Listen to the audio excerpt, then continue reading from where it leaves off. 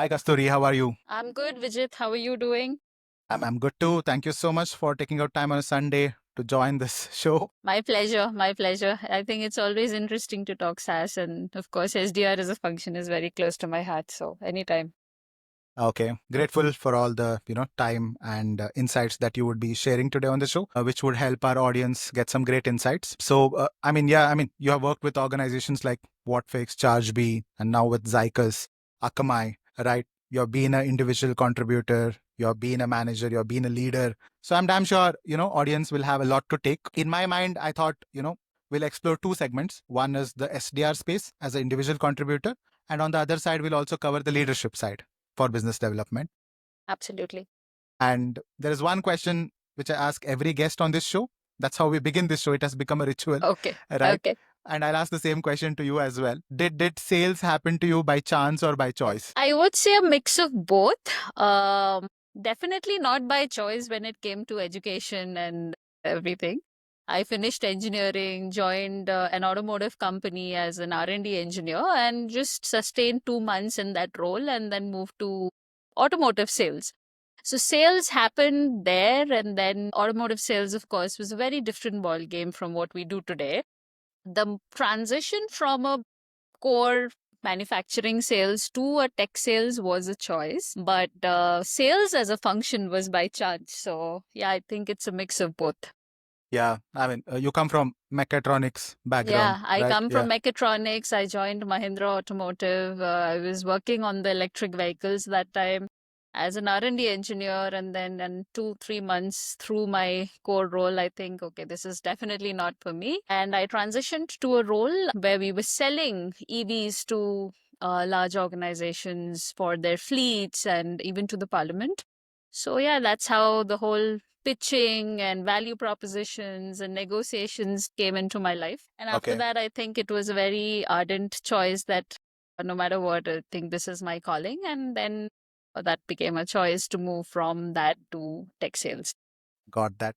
How did you realize that, like, okay, let me get into sales now? I think I just happened to do like a program management role at Mahindra where they said, okay, let's create something that we would go and pitch to the parliament for using EVs in their internal fleet system, right? Mm-hmm. So carrying folks from this segment, this building to the parliament, to the main gate, etc., back and forth. And while we were doing this, I said, okay, this is very interesting. And I was working with a lot of curiosity, and I had few mentors, and they said, why don't you pitch? Like, I think fortunately, unfortunately, I've always been a good orator since school. And they Mm-hmm. said, why don't you go up the stage and do this pitch, at least on the first level? So that was my Okay. first sales pitch to the government of transport under the Delhi Parliament, right? So that's where I started, and it was very, very exciting for me to be there. And then I said, okay, this is very good. Then I started working with multiple such pitches and multiple such plans and programs there. Hence, I realized that I think I'm good at this rather than doing my core design job, right? And I also got a lot of feedback from a lot of seniors who were maybe 35, 40 years into their career saying that your calling is definitely something to do with sales and marketing. You should try and look at that career option. And then I Mm. started seriously thinking about it and then Okay. moved on and did my MBA. And even while I was doing my MBA, a lot of folks said you should take up HR. You are a people's person, that'll suit you. But I was very clear in my head. I came to an MBA college because I wanted to do sales. I don't Yeah. even want to do marketing as a role. Mm. So that was very clear to me that I will start with sales and then we'll see where it takes me. So, yeah. Got that.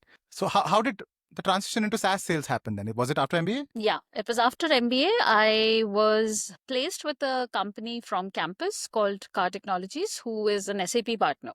Right. And even there, the story is very interesting. They hired us to basically sell from India. So it was an inside sales role that they hired us Okay. for. However, the month I joined, they said that there are some changes in plans. We are opening up UAE as a market. They had Middle East presence, but their biggest market was Saudi. They said, Mm-hmm. we're opening up UAE as a market and we really need somebody to go and open up that market for us, just not from a sales perspective, but also from an alliances perspective. So Hmm. the SAP MENA office was in Dubai, and we want someone to liaison with them from Dubai. Okay. So 1 month into my role, I was in Dubai Mm-hmm. and was working out of the SAP office. So I think when I Hmm.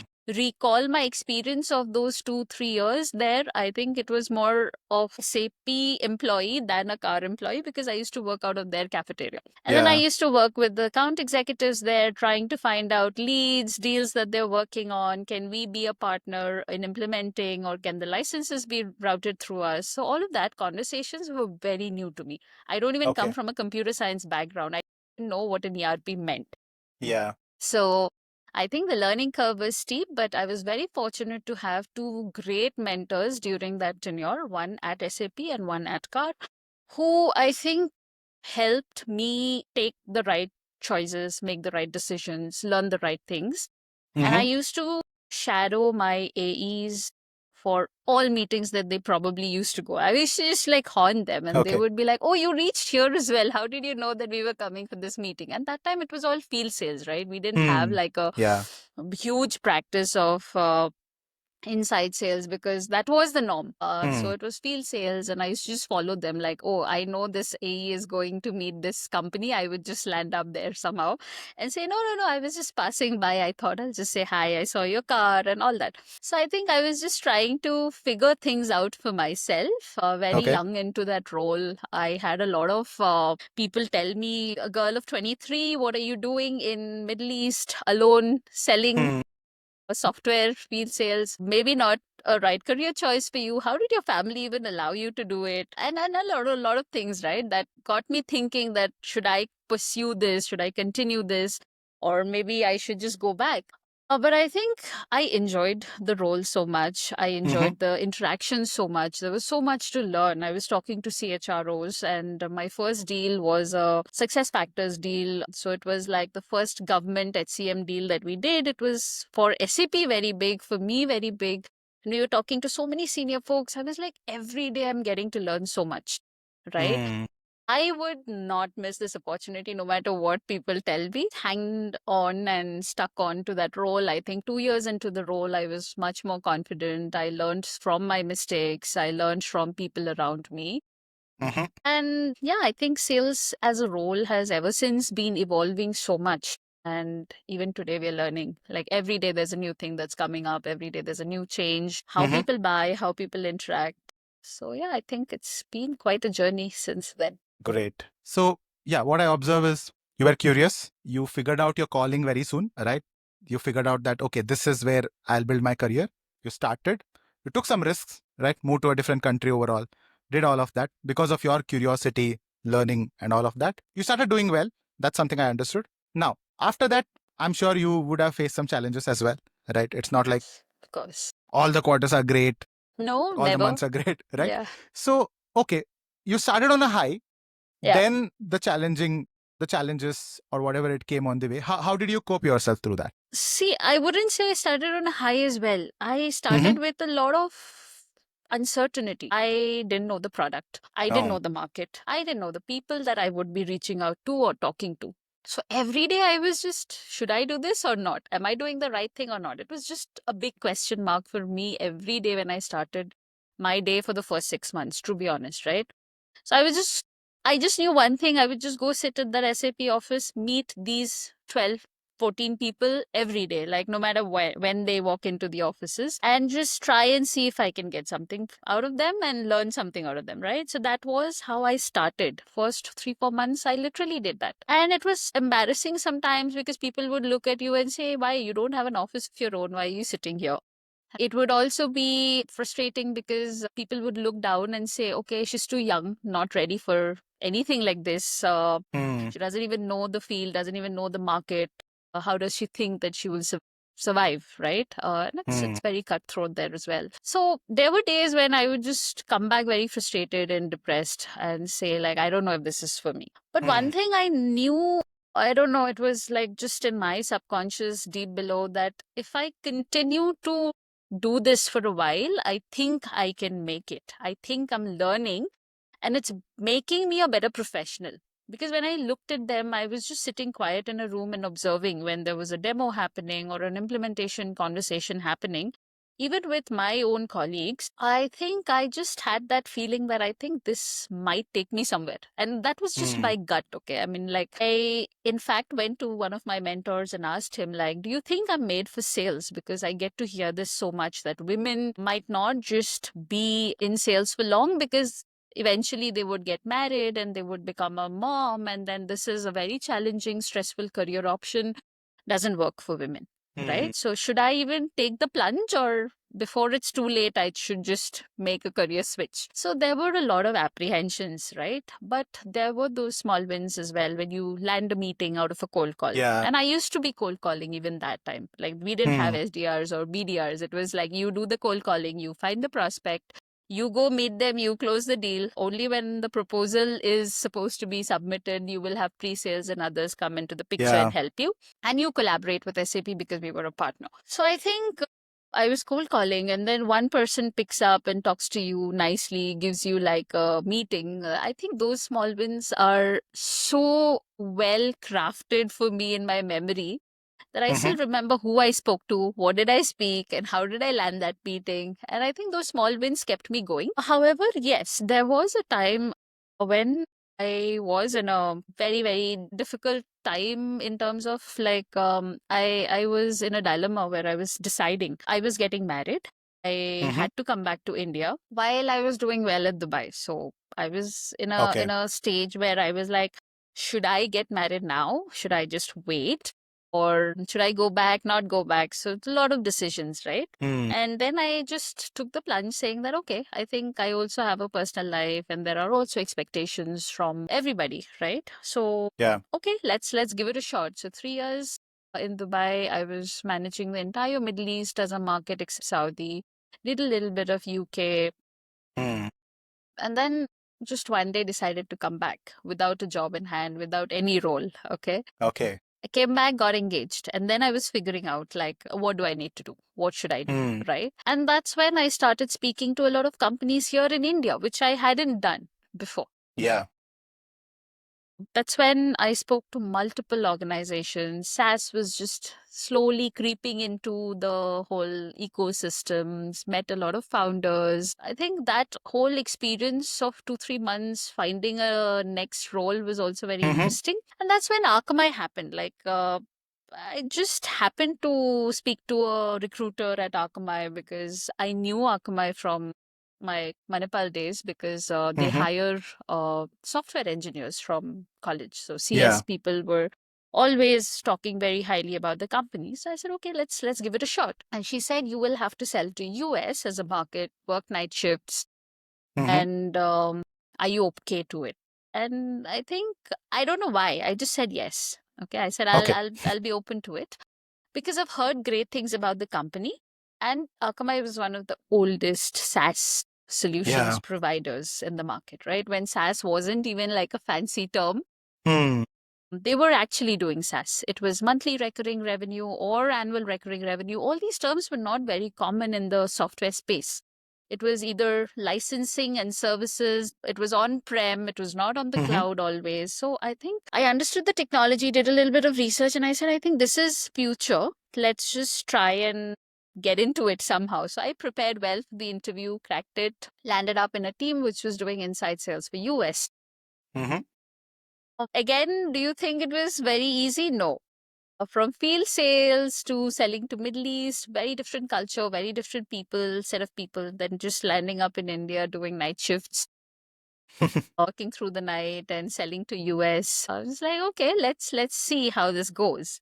But I think again, I had a lot of learnings from there, understood what US as a market was, learned from very, very, very experienced people at Akamai, like they were in the market for like 20-30 years. So I think that is where my whole SaaS sales in the true essence of it was built. Did well, quickly moved into a management role, handled a team of 4 first and then 16. And yeah, I think from there, it's just been a journey. Yeah. That's what, more than a decade's experience now Yeah, in SaaS. absolutely. So now, okay, so looking back at your, 10 plus years of experience in this field, what has been the most significant evolution you have witnessed, especially in the SDR role? That is one thing I want to know. Then there would be some core principles which have remained timeless as well. So what are these Yeah. two that you have observed? See, like I said, if I look back, a decade back, right, the SDR role in itself really did not exist like Hmm. how it is today. We used to have inside sales reps Yeah. who were telecalling and trying Mm-hmm. to close deals on the phone. Smaller deals, smaller companies, things like that.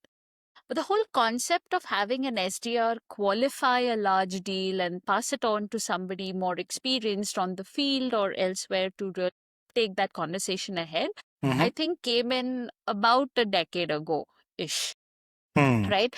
So from then onwards, this role has gone through very, very, very high evolution.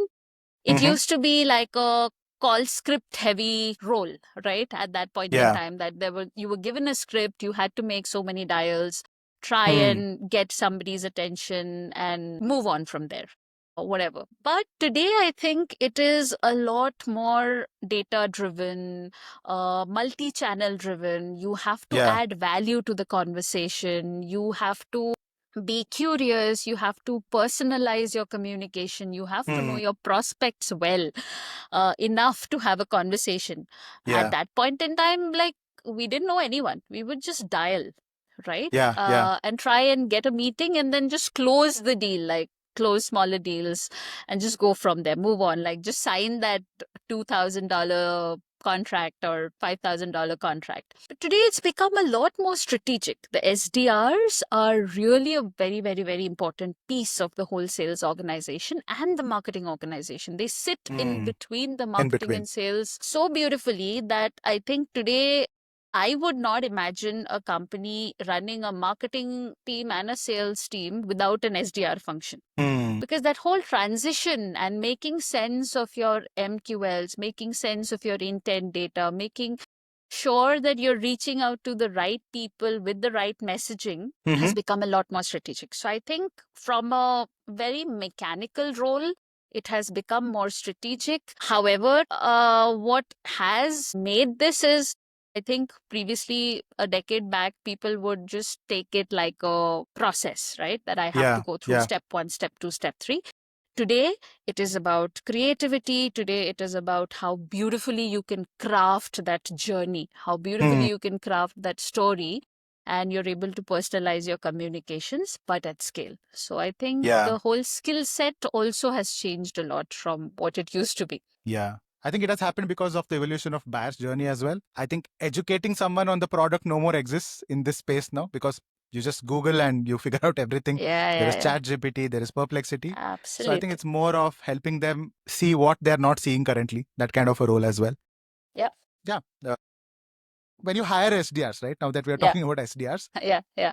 how do you see, like, okay, this person has what it takes. So what are those intangible traits you look for when you're hiring? Yeah. I get asked this question every time I speak to somebody. And see, I've been hiring SDRs for so long now. I don't know. I think I must have hired 200 plus SDRs and must Mm-hmm. have interviewed 2000. Hmm. So after a while, you sort of get to know. But of course, we still make mistakes and there are still Mm-hmm. wrong hires. But two, three things that are very, very important. One is coachability. Like, how fast can they take your feedback, Mm-hmm.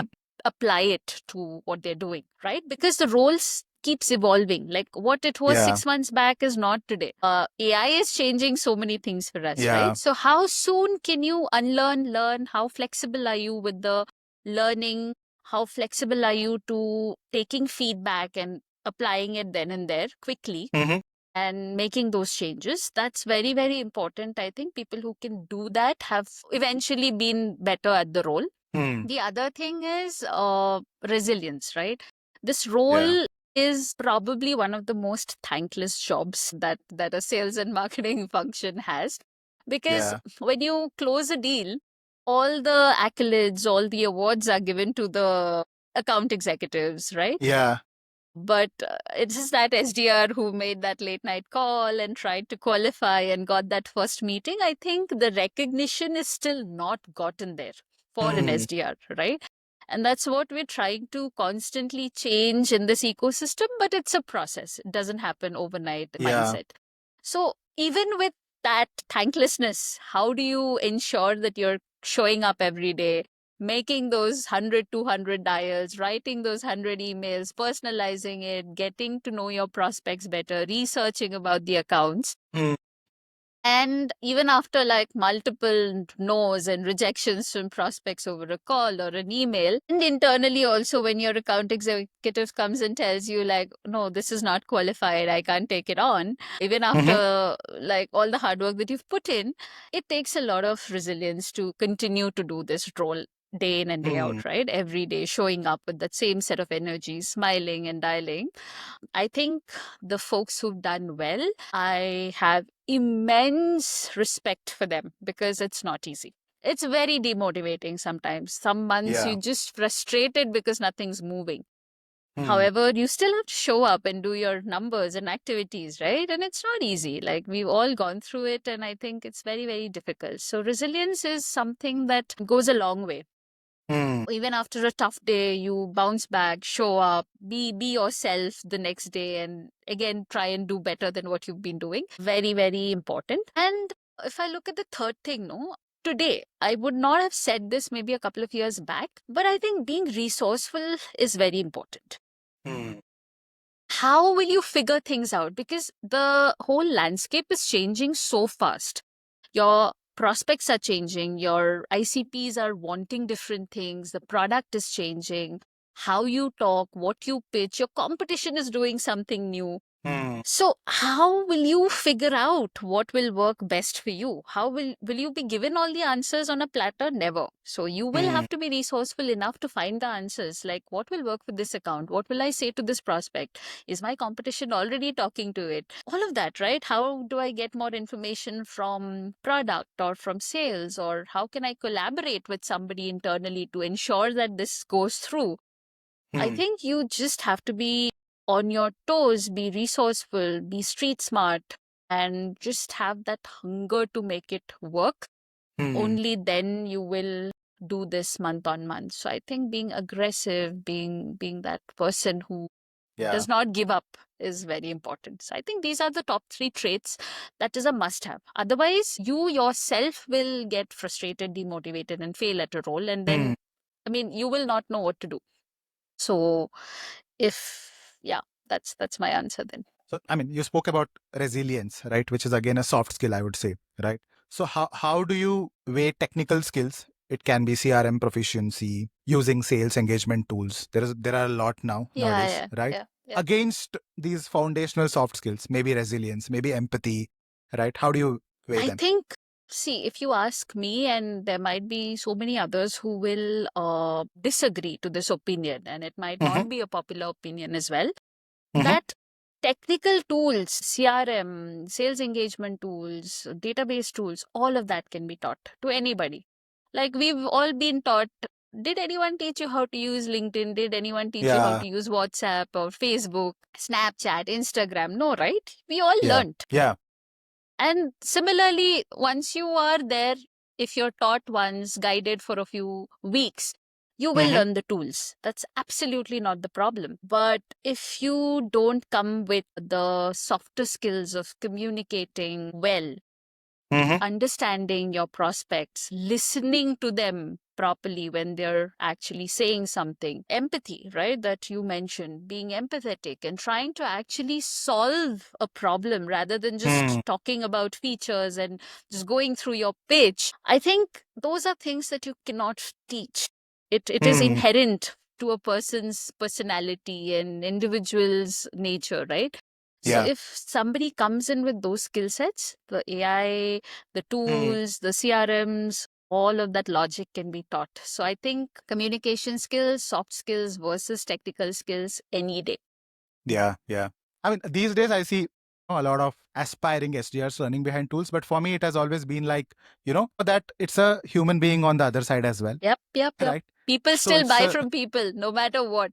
You Yeah, and I, no matter how tech savvy we become, we would not want to buy from an AI bot. absolutely. Or we will not just want to, either we self-service ourselves and buy from a website, or if we Mhm. have to discuss with somebody, then we'll still want to talk to a human being. Yeah, So yeah, I think that's not going to change anytime soon unless bots become as empathetic yeah. and as Sellers and buyers. intelligent. Yeah, got that.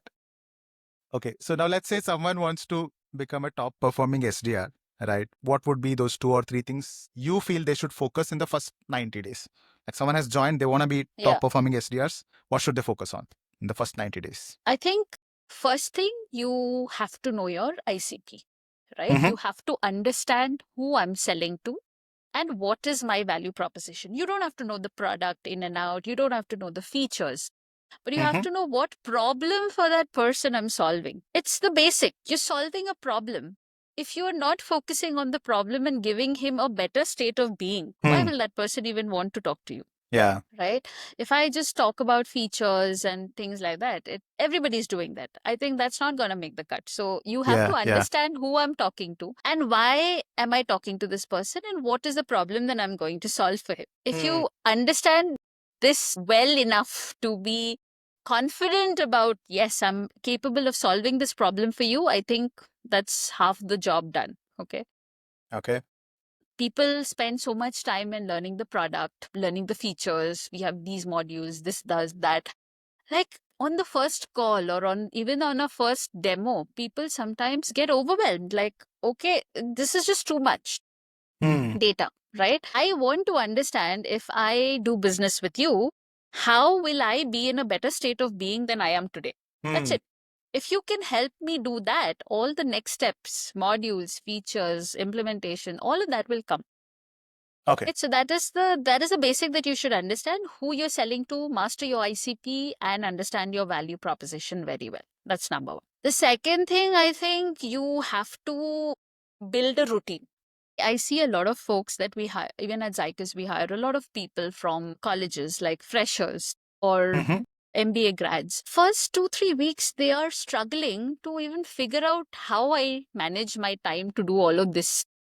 Or how do I plan my day? What do I do? So if you get that rhythm early on, if somebody can guide you that, okay, first half an hour of the day you do this, and then 1 hour you do this, and then take a break for another 30 minutes and do this. And if you can build on to that routine that sort of falls in place with what you're doing, also in place with what you want to do and achieve in Yeah. a day, that makes your life very simple and easy. If you want to do everything all at once, scrambling with this, it will become overwhelming. It will become Yeah. frustrating. And at the end of the day, you will not even see results. So I think being disciplined is very, very crucial. Today, we have so many tools to help us do that, right? We have Yeah. Work Planner, we have Outreach, we have Calendar, all that. Just think, like when I started selling, we used to have everything on Excel sheets. Yeah. Like literally on Excel sheets. And we used to maintain like who I need to call when and when to follow up, and then what is the update and what should I do as next steps. If I have to send an email, send this, that. So everything, the whole sequencing that Outreach today does was done on Excel Yeah. sheets. So today you have so many tools to aid you, but you have to, in your mind, have a repeatable routine. Time for Yeah. prospecting, block time for reflection, block time for feedback with a senior rep or with your managers, block time for learning, for research. If you have these demarcations clearly, you will not lose your sanity in the first few months. Otherwise, it becomes overwhelming for folks. And then there are Got it. too many expectations and asks from the management as well, right? What did you do? Why this has not happened? Why that is not happening? So you don't want to put yourself into a lot of pressure. So when I Yeah. look at them and I put myself into their shoes, I think this is the only way to survive. Like, have a routine. Yeah. And the third thing, like if you want to really be great at your role, I think start experimenting with things early on.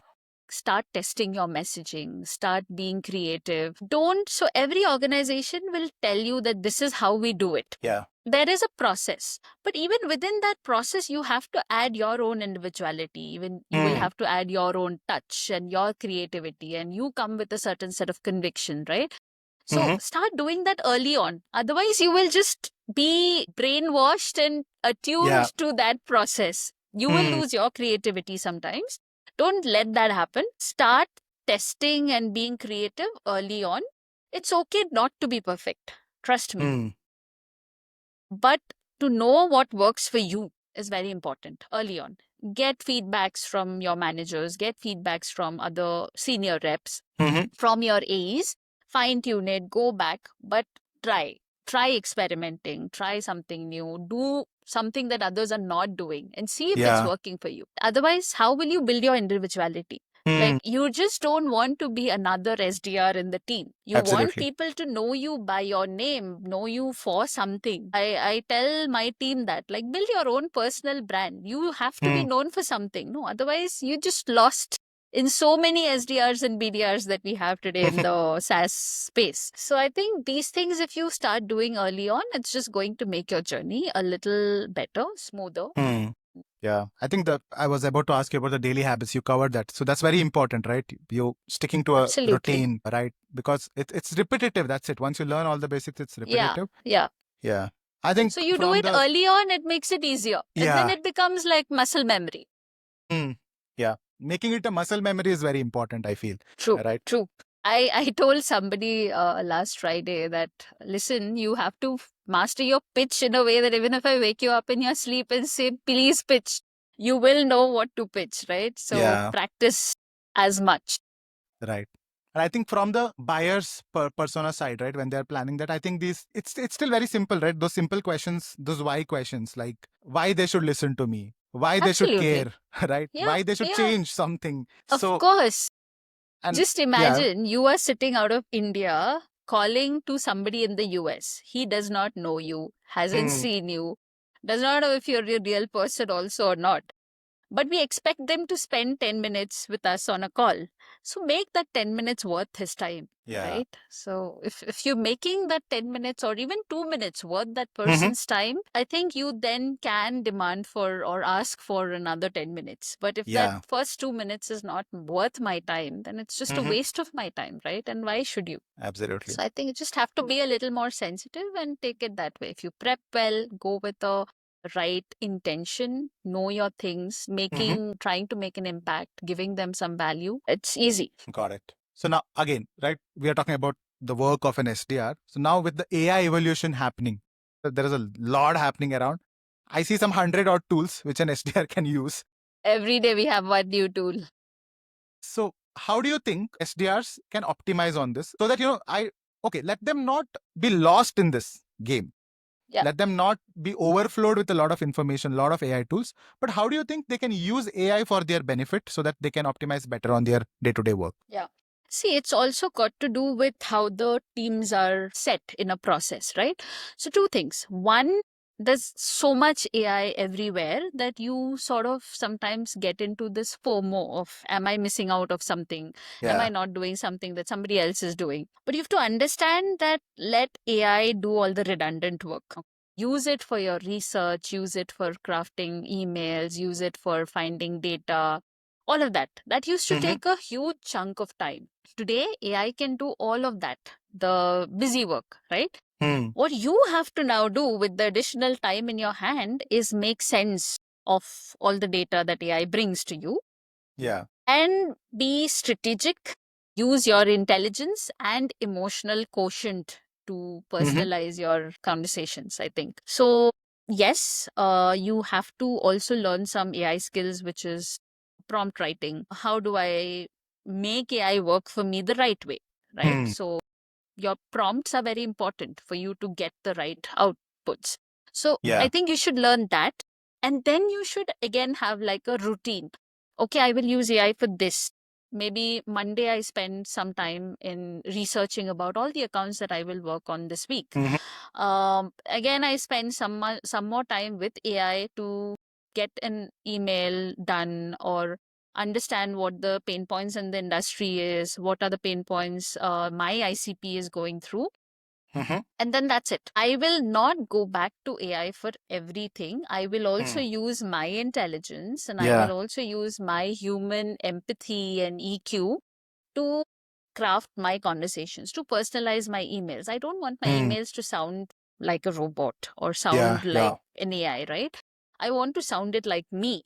So Hmm. how will I make that happen? So I think the role of an SDR, again, when we spoke about evolution, has become more strategic. You're Hmm. using your core skill sets of being a human better rather than doing the redundant work, which was, of course, required at when we didn't have AI. But today we have Yeah. AI. Like, throw all of that to AI and you do the most important piece of crafting nice conversations, Hmm. having a story, using all the intel that you have to make the pitch worthwhile or even the conversation worth their time. So I think that Yeah. is how you should balance.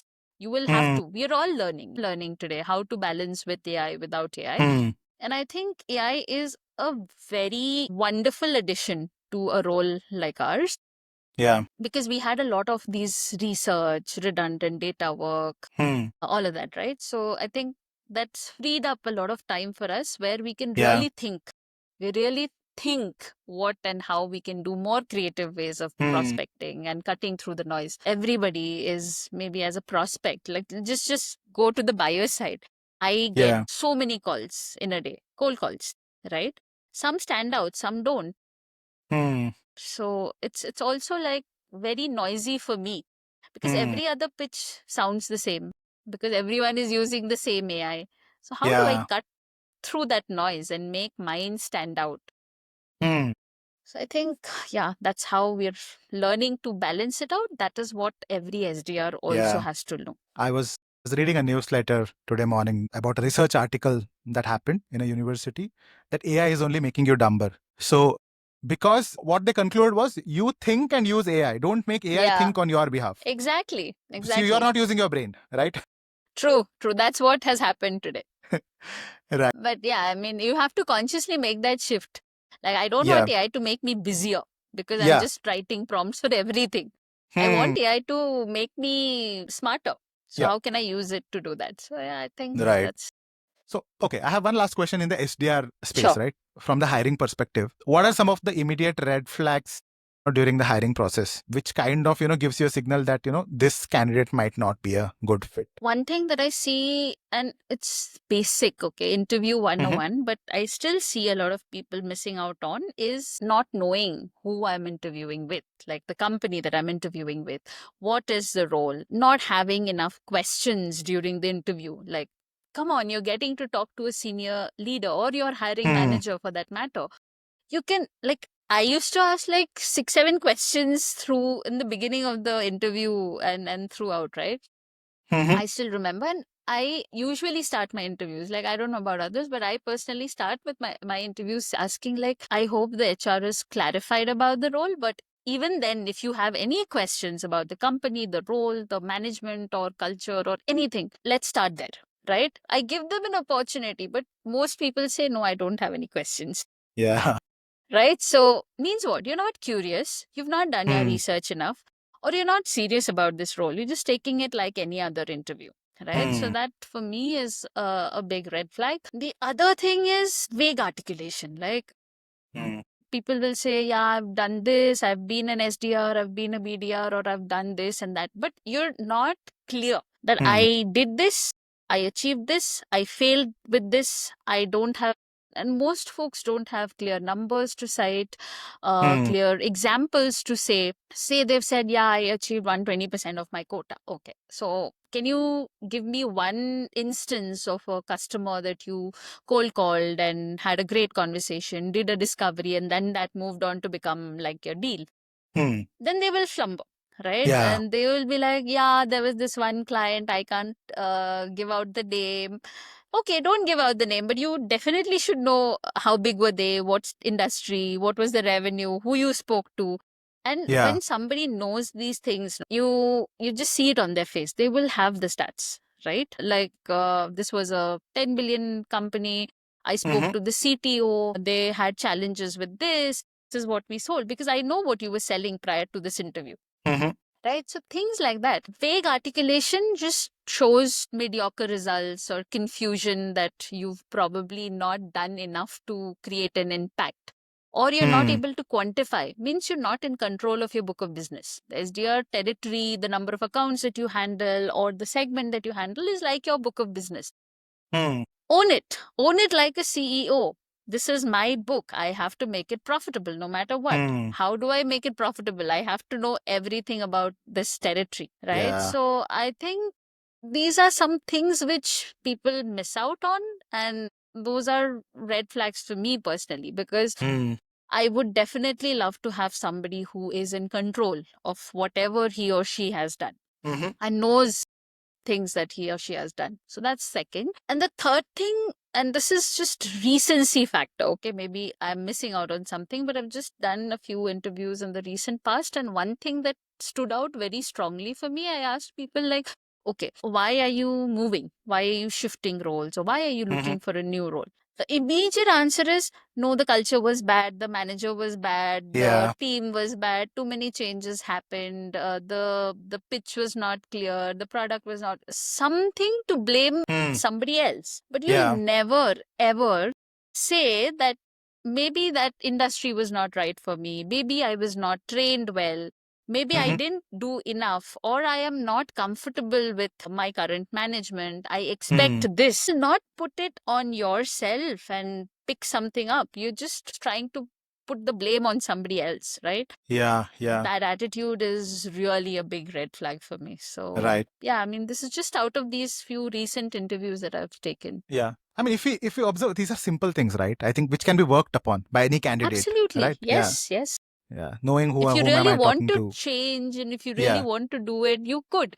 Or you come up with suggestions. Or maybe you say that I came up with this suggestion. I walked up to my management and told them that we Mm-hmm. could do differently, but things didn't move the way I was expecting, and this didn't like something to show Okay. that you tried, right? So if you're not Yeah. doing that, then for me, you're like just taking your career very casually.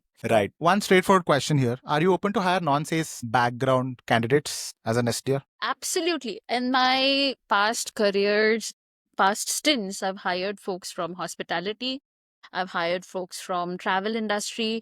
I've hired folks from edtech, B2C, very common, right? But I've hired folks from an engineering background, technical Mm-hmm. people, right? To become SDRs and BDRs. Mm-hmm. I've hired people from who were photographers Hmm. as a profession Okay. to come.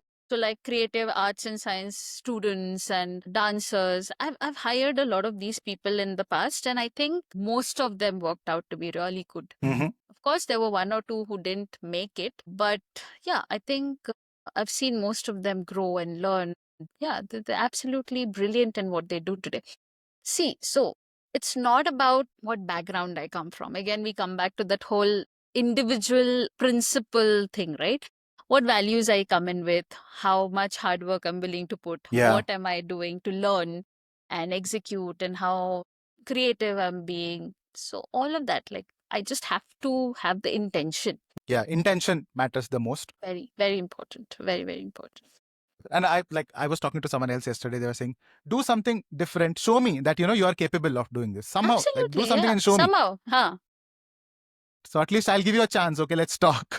Right. Rather than sending Exactly. your resume on LinkedIn, just attaching the resume and sending, hey, I'm interested, doesn't work. Doesn't work. Like you're just one in that thousands and millions. So Yeah. how are you building your personal brand, or how are you making your name stand out for something? Like people know Vijit for the podcast that he runs, Mm-hmm. or people know Vijit for this. So what is that? And Yeah. you have to always wear. See, every day we are selling ourselves. Yeah. Life is about selling yourselves, Yeah. right? At every stage in life, we all have to do it. So do it with pride, do it with a brand. Why just sell like any other t-shirt, right? Mm. To be Yeah. like a Ralph Lauren or something that Yeah, right. will stand out, right? So now you were an IC, right? Individual Yes. contributor, and you were promoted to a manager, right? Yes. So now, how was this transition phase, right, from an SDR to a leadership role, and what kind of lessons did you learn at that time? Was it difficult? Was it easy? How was it? It wasn't easy for sure, Mm-hmm. but with the right guidance, it's not very difficult also. right? So when I moved from an individual contributor to a team management role, I had people who were elder to me in age and experience reporting into me. I had fresh people who were in the same team put to report to me as well, right? Okay. So, firstly, it's a mindset shift. First and Mhm. foremost, you personally have to just take a deep breath, sit down, and realize and accept that it is not about my personal performance anymore. Yeah. If my team, then that is me performing, right? So I am as good as the weakest link in the team. I am as good as the person who is not doing well in the team. So my mindset has to shift from my performance to my team's growth and performance. It is hard, but it is the most essential thing to go through, right? And it does not happen in a day. It will not happen in a day because you've been a high performing rep. And that is why you're getting promoted. You will have to make that shift gracefully. You will have people who are not happy with that. And at least I had. I'm not sure if everyone goes through it. There were people who were not happy with me becoming a manager and they having to report to me. So you also have to deal with all of those expectations, all of that resentment sometimes, all of that anger, right? You still have to be very yourself and ensure that you're not losing your mind to it, but Right. focusing on what is the more important aspects of it. So I think starting at a tactical or a transactional thing is a good start. You start with looking at the team's numbers, trying to fix what is not working, trying to help them do what you did and what worked for you. I think that is where it starts. And eventually they will start seeing that you're doing it for the greater good.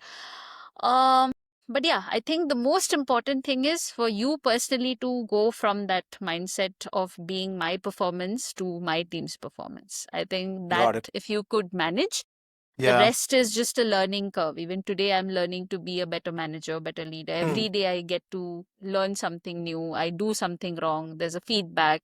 So that's not gonna change. That is a continuous thing. And Yeah. if you can shift that mindset, then you will eventually become a better leader.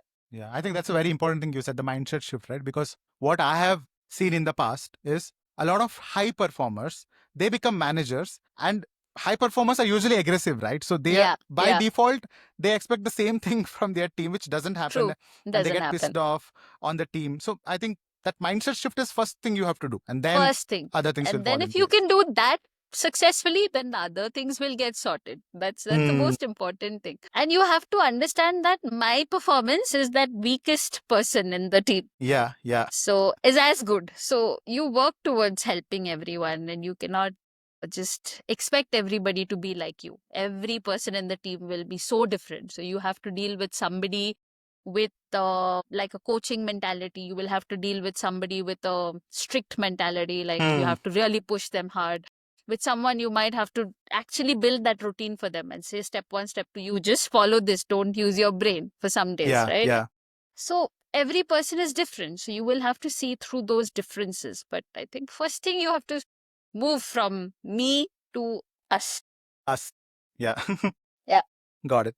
So when you hire these people, right? When you hire these STRs, how do you ensure they ramp up quickly and effectively? That's one of the challenge most of them face today, right? Yeah. So see, there are a lot of ways of ensuring effective ramp up and all that. Mm-hmm. But like I said, the most important factor is getting the basics right. Your ICP, your product, the value proposition, helping them build a routine, helping them build a cadence, doing enough practices, spending more time. See, first few weeks, first few days in a role should be like hypercare. Like it's just like a neonatal ICU for a baby, right? So you give them all the attention, you give them all the care, you ensure everything is proper, and then slowly transition them out and bring them to the real world and things like that. So I think Yeah. if you can manage that, the rest, every company has their own way of enablement and onboarding and all of that. All that is fine. But the value or the inherent principle should be that I get my basics right first. I get the 101 right first, and then I can do all the fancy and the advanced stuff. At least build the Yeah. confidence, give them that one win in the first 30 or 60 days. so that they are now confident that yes, I can also fly, Yeah. right? So Hand holding. Yeah. hand holding, Initial stage. care, Yeah. just spend a lot of time. What do you think about, the SDR management space in India? Because what I observe, right, this is my opinion, might be wrong as well. I see too much of expectation on the SDR role somewhere in our country. Whereas in US, I see waiters becoming SDRs, someone who sold tourist packages becoming SDRs. But in our country, Yeah. 2 years, 5 years of SaaS experience is being asked. Is it because there is no enablement plan for SDR managers? Or what do you think about that? It's true. Yes. See, when we hire or when we build an SDR team, we hire SDRs first. We don't hire the SDR manager first Yeah. at a startup, right? We hire the first founding SDR and then we add 2, 3 more, 4 more people. Mhm. And then suddenly we say, okay, one of you become the team lead. Yeah. But he was not taught to become the team lead. He was not given the space to grow as a team lead. You cannot in one day just switch. Yeah. You have to create that space. Slowly give them additional initiatives, additional tasks. Okay, you take one rep, train the new rep. Get this person to do better calls, get this person to understand the ICP better. Give them small tasks that they can win at. Right. And then someday you will not even realize when they have already transitioned to the manager role. Yeah. But if in one day, overnight, you say, okay, from tomorrow, everybody will report to you and then you go lead the team. That is like suicide. Yeah. That is like suicide. So today also when in the team, when we look at senior reps who are doing well, we say, okay, give them some additional initiative. Let them run this small project. Let them do this for the team. Let them try this. And then slowly they will get into, and slowly the team will also learn how to look up to that person. Because they are running an initiative, they are bringing in something to the table which is helping the others. So you build that trust. So I think it's a transition. Give it at least like 3 months to 6 months before you even before you want to promote somebody, take like 2 quarters to give them additional responsibilities, groom them a little, build that trust between the team members and the manager. Because I faced it. I was suddenly told to become a manager, and then nobody in the team wanted to report to me at one point in time. Like suddenly, oh, yesterday we were peers. Suddenly, I have to report to this person. It's not healthy as well. So how do you build that trust that though this person is bringing additional things to the table, is trying to help you, is adding to the team's contribution and all that, right? So I think that's very important to give that time. Got that. Yeah, absolutely. It makes so much sense. I think in our country, that SDR management space has to evolve in a much better way in the near and we future. don't have a training program for SDR managers. We don't even have like a continuous learning for managers. We don't have a management enablement talk track also, right? So I think it's everywhere. There is no manager enablement program. May it be B2C sales or B2B sales. Yeah, it's only for it's not individual there. contributors. Yeah. It's only for individual contributors, or we have like some coveted leadership programs, which are so high level, or maybe not even coming to the actual grassroots Not for levels, mid-level and managers. Yeah. it's not for mid-level managers. So yeah, there's a huge gap there. Okay. I mean, thank you so much for all the valuable information that you have provided. There was so much, I personally am learning a lot. One question before we wind up this entire show, right? Sure. So let's say, and this is how I end the show also whenever I talk to a guest, right? Let's say there is someone, an SDR or SDR manager, an individual out there in the sales ecosystem who's really struggling, who has the right intent but struggling today, going through a rough phase. What would you like to tell them? What is the message you would like to pass through this platform to them? I would just say pause. Like pause for a while, take a step back. Take a step back and look at your space as a third person. Don't be emotionally attached to what you're doing. Just step back, detach yourself, look at what your problem is or what your situation is as a third person. And try to figure out that 1 or 2 things that you think you should fix first or work with first. You cannot fix everything in one single day. You cannot fix everything overnight. But if you're in the mess, then you're not seeing what actually the problem might be. So if we look at it, like step back, look at it from like a 30,000 feet high bird's eye view, or from a third person's angle, that okay, this is the situation. You put yourself as a character and say, okay, this is me.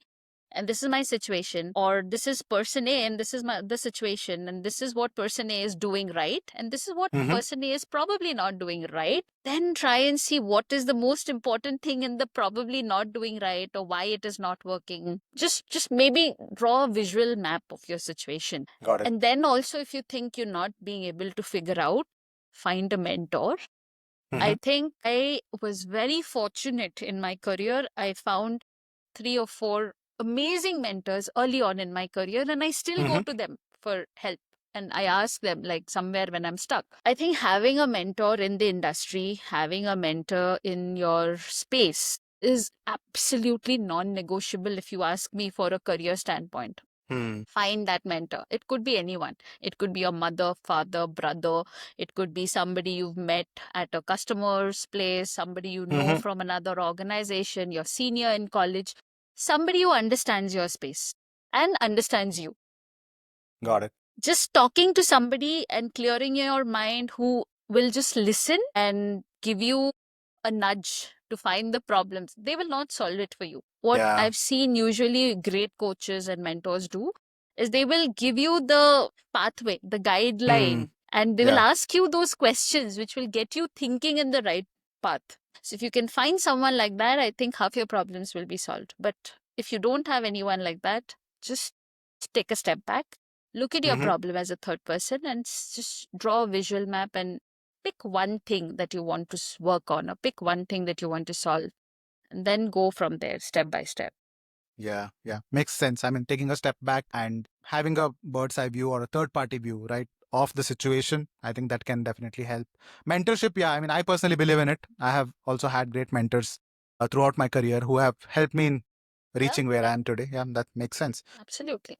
Yeah, I mean, thank you so much, Kasturi, for all the Thank you, time Vijit. It and was all the lovely information that speaking you to shared. you. Happy Same to here, do same it. here. Enjoyed the conversation, and I hope our audience will be able to get a lot of insights from this, especially individual contributor SDRs and the managers who are in the leadership Sure. roles as well. Right? Sure. Thank you so much for your time. Thank you, I really Vijit. appreciate it. Thank you so much. Happy to help in any way possible. If your audience, anyone in your audience wants to reach out one-on-one to just have a chat, I think I'm available. They can hit me up on LinkedIn anytime. I'm always open to having these quick chats with anyone. Great. Yeah. I'll ensure Thank I you. put the LinkedIn profile as well in the description so Sure. that people can reach out to you if they need some help. Anytime, anytime. Okay. Thank you so Yeah. much, Vijit. Thank you. Pleasure is mine. Bye-bye. Bye.